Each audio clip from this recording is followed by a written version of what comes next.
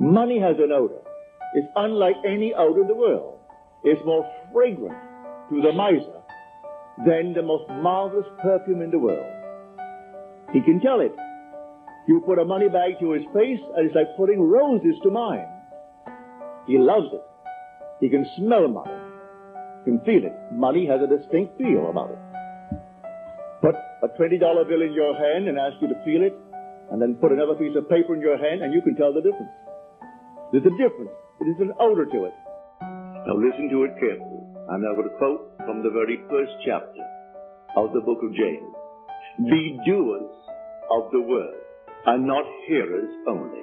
But he who looks into the perfect law, the law of liberty, and perseveres, he will be blessed in his doing.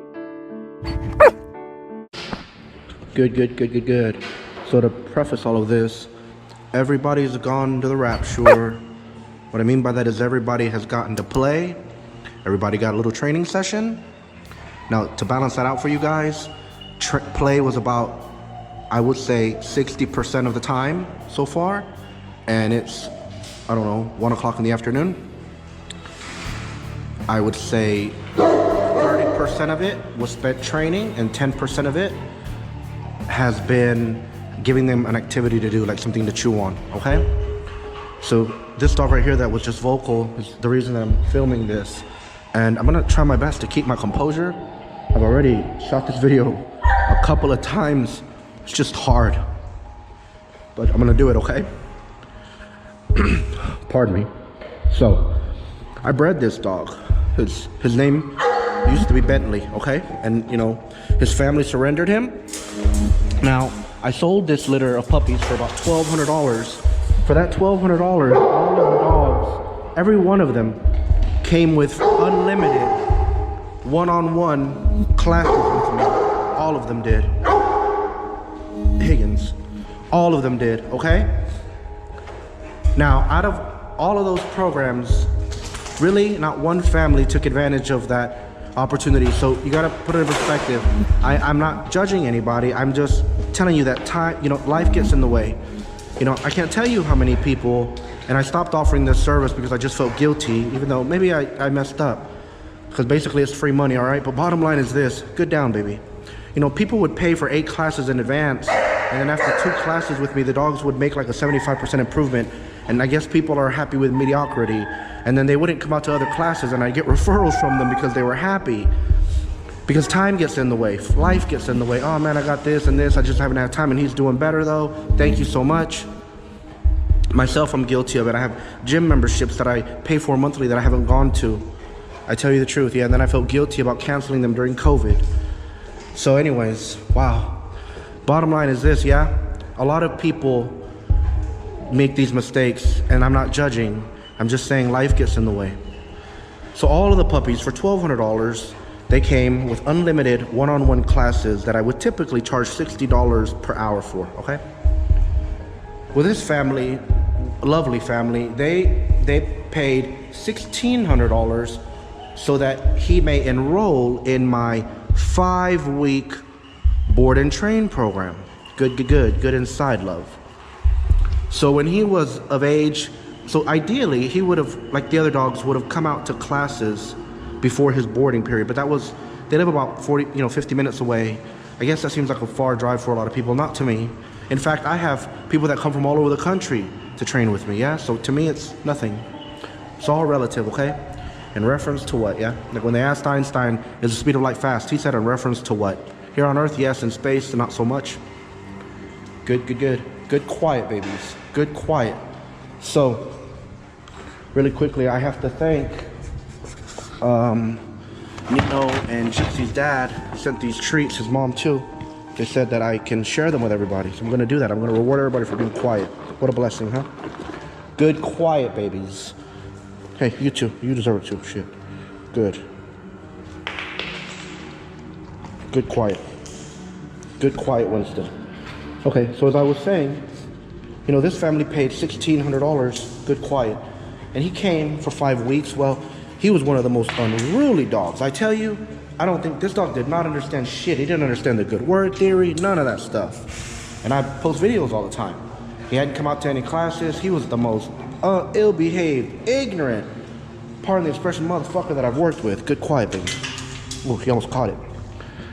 So, because he was born here, not here, but he came here at an early age, at like 3 weeks. Because he was here, he's very familiar to this place, yes? So he was here. After a week of training, he made tremendous progress, like better progress than anybody else. I mean, tremendous progress. Very well behaved, started just falling in the line. So 2 weeks later, he was just superb and he kind of plateaued, you know? Good. So I reached out to his family and I told them that I'd like for him to, good quiet, Gypsy, that I think it's a good idea. I know they paid for 5 weeks and they were gonna actually get 6 weeks if they agreed to this, but I wanted him to go home for like maybe 2-3 weeks, a trial run to see where he would mess up, good quiet, so that we could troubleshoot, okay? Well, realistically, I still have the text message. Mom was not having it. She basically said, no, sir, we paid for 5 weeks and he's gonna do every day of the 5 weeks with you right now. They weren't going out of town or anything, so I said, yes, exactly, he's going to do 5 weeks exactly, okay? So 5 weeks came, he went home, good quiet, love. 5 weeks came, he went home, and then, you know, they didn't come out to any classes. I offered to go out to classes, but, you know, life gets in the way. So they were struggling with him predictably, because again, just because he's legit on the leash with commands doesn't mean he's gonna behave well. I'm more of a behaviorist than a trainer, man, I tell you. I'm a hell of a trainer, but I don't like to boss dogs around, and I feel like a slave driver. When I watch other trainers working dogs on the leash and stuff and all that shit, I kind of feel like saying, like Moses, let my people go. I am sent to tell you, let my people go. That's why I talk about the good word theory, but I'm not gonna digress about that. Good quiet. So anyhow, handsome. Bottom line is, you know, they reached out to me recently, and I'm going to tell you, I felt like a failure for days, and I've gotten past that. But, you know, so his dad reached out to me maybe a month ago, asking me when he can come back in for training.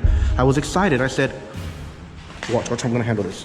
I'm gonna stress him out. Look, see, I'm gonna stress him out. You see, I'm gonna stress him out. That's how I'm gonna handle that.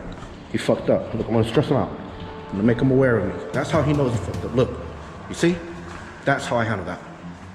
I also could have tossed a chain, okay? I'll show you an example of that later, maybe in another video. But either way, back to what I was saying. So, because of all of that, good water. Oh, good water, love.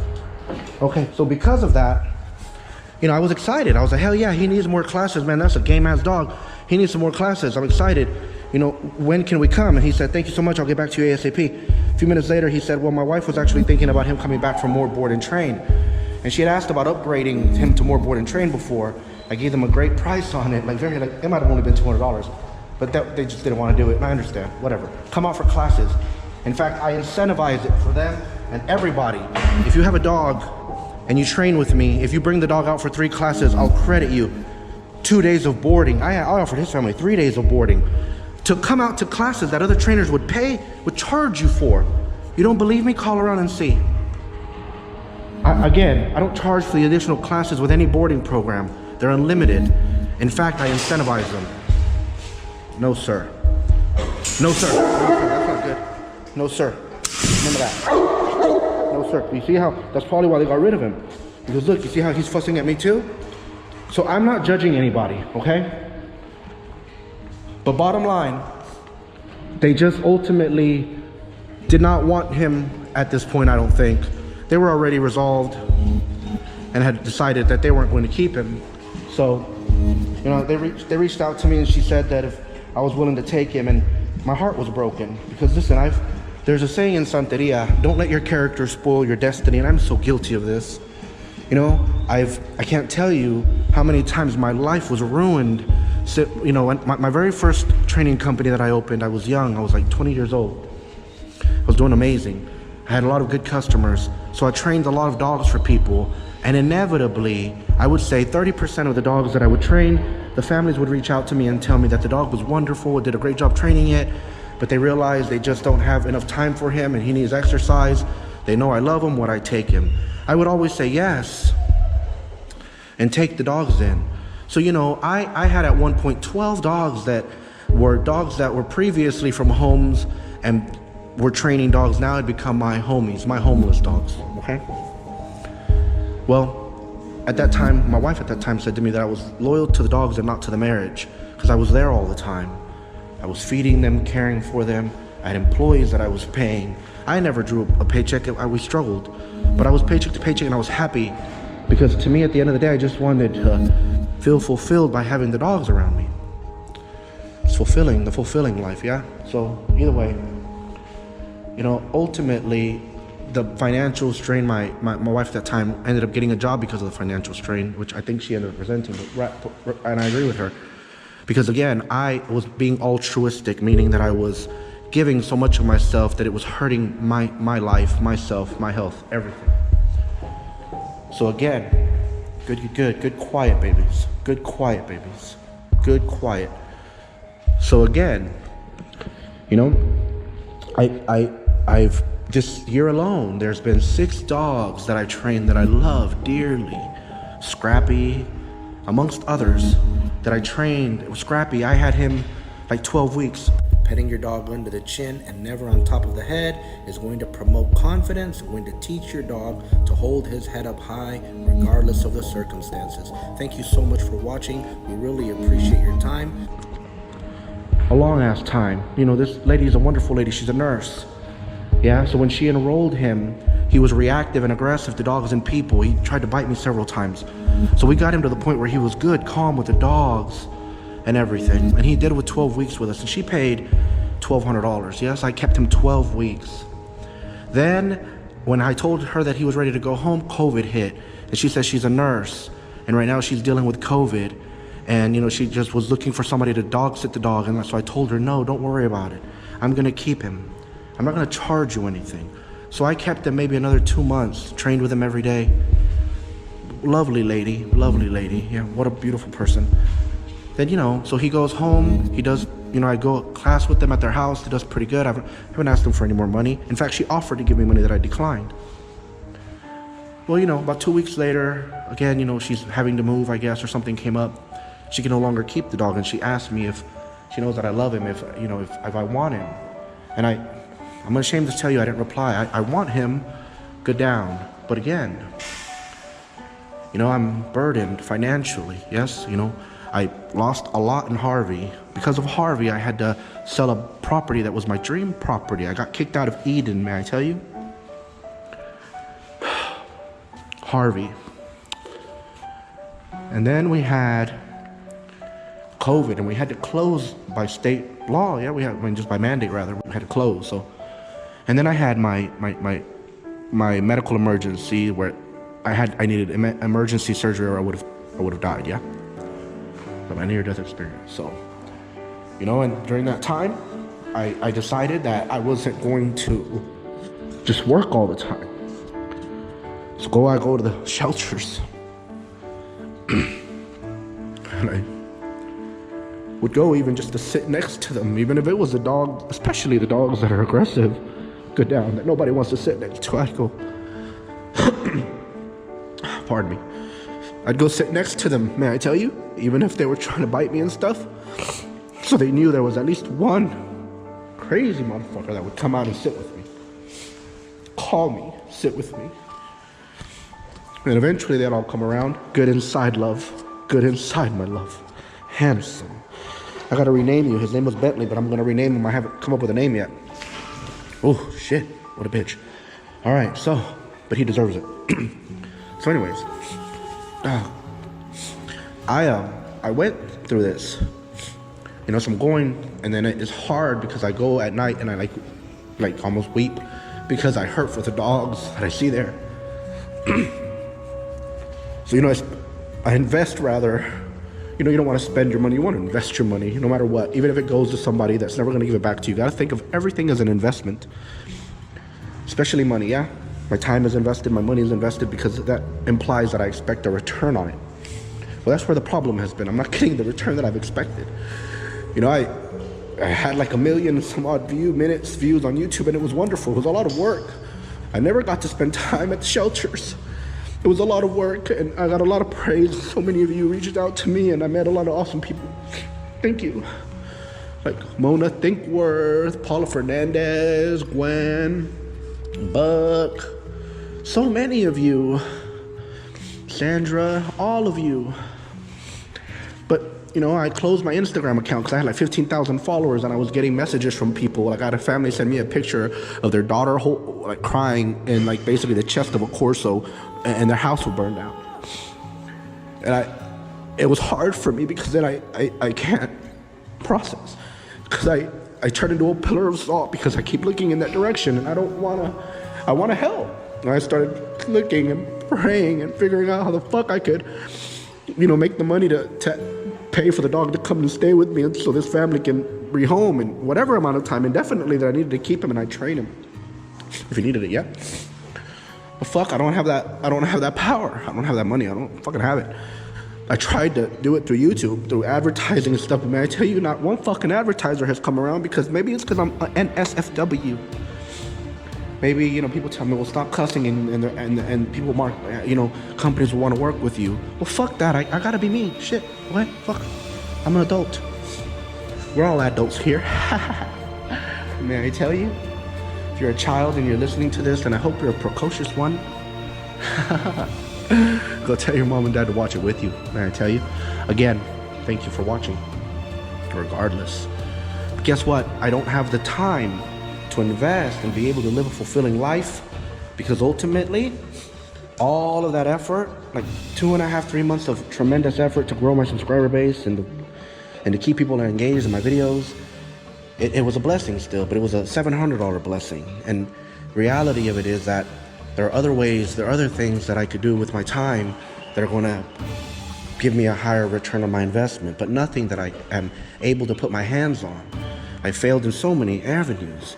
Nothing that I'm able to put my hands on is bringing the resources that I need to be able to live my life. Simple life, yes, I just want to give dogs a life. I want to rehab dogs like Hank. I want to help Cane Corsos all across the world, like the family whose house burned down. I want to help. I want to be able to help them all. I don't want people to have to pay me. I don't want that. I've tried to plant many vineyards. And all my vineyards, something happens. No matter how delicious the grapes are, something inevitably spoils my harvest. So I have to believe faithfully that life is going to guide me, signpost me, either gently or forcefully down the right path. And I feel as if I'm being forced down this path because I stand to lose everything. My lease is up in like 8 months. And at the rate that I'm going, I don't think that I'm going to be able to keep it. Now, obviously, when I get new training dogs in, and I get paid well for the training dogs, may I tell you, but not enough. Compare what I give. You know, look, this dog is a $2,000 program. What a blessing, yes? But he's going to do a minimum of 8 weeks with me, maybe more, unlimited classes. If he needs more time, I'm going to give him more time without charging. You know, people tell me, don't do that. I don't want to live a life where I can't do that. If I'm hungry, I don't want to ask permission to eat. Like the Bible says, the 1,000 cattle on the hills are mine. If I was hungry, I would slay and eat. I wouldn't ask anybody's permission. I don't want to ask permission. I'm not going to ask permission. And I'm going to tell you right now, this channel comes to a fucking close, then it's just going to be me in the fucking dark with the dogs. I want to be a light, but I can't carry this cross by myself. Thank you so much. You know, thank you so much. I actually got a donation this morning, and I was debating whether or not to do this because maybe it's my ego or something, I don't know. I want to work for a living. I offer phone consultations, Zoom classes. You know how many people reach out to me asking me for help? And when I tell them, you know, I offer for $25 a phone consultation an hour, you know, often the reply is, well, sorry, I didn't mean to waste your time. Something rude. Or they unsubscribe from me. How dare I? I lose hope. That's why I'm not here for the people. Fuck that. I'm here for the dogs. Can I tell you? For the fucking dogs, yeah? That's why I'm here. That's what I'm gonna make happen. I'm the dog messiah. I'm not speculating. I'm spoken to in fucking vision. And the visions repeat themselves. I tell you, it happens for me. Fate determined to befriend those that are willing to work and sweat for what the fuck they want, and that's me. I fast. I try not to eat 3 days out of the week for what I believe in. I'm a real motherfucker. Just like this bitch, just like him, just like him, just like them. Watch, I show you. Good, good, good, good, good. They told me that he was animal aggressive. Good, good, good, good, good. Good, good, good. Good, good, good, good, good. Now, Roxy, if anybody's gonna piss him off, it's gonna be baby girl. It's gonna be baby girl. Good, good, good. Good, good, good. Handsome. Good, good, good. Good, good, good. Handsome. You're gonna get to play, love. Good, good, good. Oh, I don't know. Should I try it? Should I try it with the line of Baycliff? I guess I can holler for cranberry, worst case scenario. But man, I don't know. I want to try it with the line of Baycliff. Fuck it, let's try it. I'm the dog messiah, yeah? Good, good, good, good, good. We gotta come up with a name, Sabo.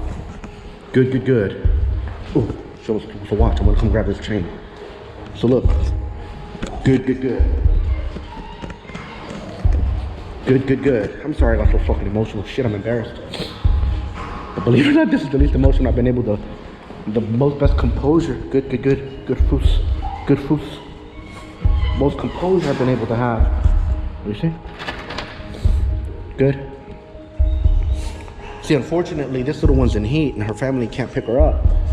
So all the male dogs are acting. Look, see how he's doing this? Because he thinks it's good comfy. Thinks it's booty time. Good comfy. Good heel. Handsome. Awesome, huh? Awesome. So much. What a blessing. What a beautiful thing. May I tell you, if you're having a bad day, give your dog something. Give your dog a pig ear, a bully stick. Close your eyes while they lay next to you and hear them crunch that pig ear. May I tell you, it's like that ASMR shit, yeah? Today's ASMR video is going to be USDA choice beef. It'll make you feel good. Believe that everything that is happening for a reason with you and your dog, regardless of the circumstance. Bless you all. Good, good, good, good, good. Thank you all so much. Especially since you stuck around until the very end. If you haven't already, please do consider subscribing. And if you paw the bell, it'll help me so much. If you are unable to make a donation towards me, then please invest your time. But the reality of it is, please, if you're able to find it in your heart and you can afford to do it without hurting yourself, I'm not asking for altruism. If you're able to grease this machine and fund this dream a little bit, then please do. Please consider donating to my Cash App. I'm gonna try to figure out like PayPal and these other things too. At the end of the day, I'm embarrassed because it's like begging. But please, I'm willing to beg on their behalf. I don't want to close down. I don't want to have to sell this dog early just so I can keep a profit. I want to make it happen, yes? Bless you all. Good, good, good, good, good. Good, good, good. Now, before we go into the silence, I want to share one simple theory with you. Whenever you get a dog, whether it's a puppy or an older dog from a previous home, whatever the name that it used to have before, you need to do away with it. Change that name, okay? So his name was Bentley. We have not called him Bentley in the 3 days that he's been here with us.